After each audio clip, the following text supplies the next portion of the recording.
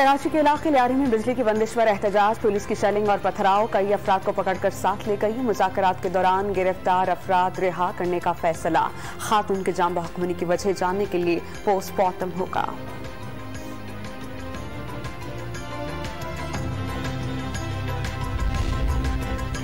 Corona cases पर काबू पाने के लिए कराची के पुरहुजूम मकामात पर मास्क के इस्तेमाल की सिफारिश। वफाकी वज़ीर सेहत ने NCOC को महकमा सेहत सिंध से राबता करके मरबूत हिकमत अमली बनाने की हिदायत कर दी। मुआशी इस्तेहकाम के लिए सियासी इस्तेहकाम जरूरी है। वज़ीर आज़म शहबाज शरीफ ने IMF से $2 अरब जल्द मिलने की उम्मीद का इजहार कर दिया। टर्न अराउंड कॉन्फ्रेंस से खिताब में मुआशी खुद कफालत मंजिल करार दे दी।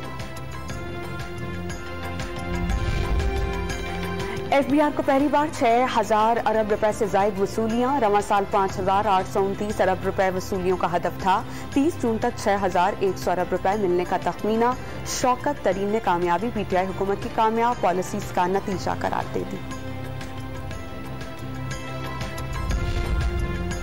इंटरबैंक में डॉलर की कदर में कमी, ₹1.30 कमी के बाद 206 रुपए का हो गया। पाकिस्तान स्टॉक एक्सचेंज में मंदी, 100 इंडेक्स 113 पॉइंट्स कम होकर 41,765 की सतह पर बंद हुआ।